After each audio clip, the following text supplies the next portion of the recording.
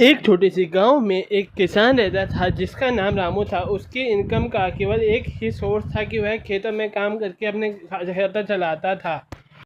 एक बार गांव में सूखा पड़ गया और गांव की उसकी सारी फसल भी सूख गई और गांव का बिचौलिया मंगलचंद ने उसे केवल एक ही शर्त पर उधार दिया कि उसे इंटरेस्ट देना पड़ेगा उसके आगे की खेती के लिए।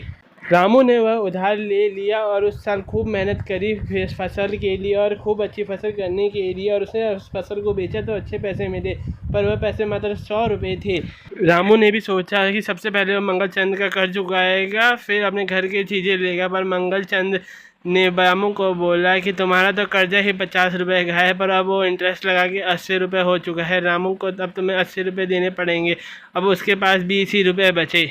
गाँव की दुकान में जब वह गया तो उसने 10 रुपये का आटा खरीदा, 5 रुपये का तेल खरीदा और 2 रुपये की चीनी खरीदी। अब उसके पास मात्र 3 रुपये ही बचे थे।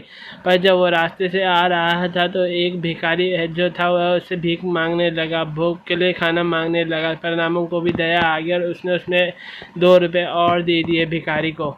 अब रामू जब अपने घर पहुंचा तो उसने अपनी जेब देखी तो उसमें बस 1 रुपया और 1 आना ही बचा था। वह हंसने लगा और अपनी पत्नी को हंसते हुए बोला कि मैं अब देखो हमारी कमाई सारी गायब हो चुकी और लास्ट में बस यही बचा है, 1 रुपया 1 आना।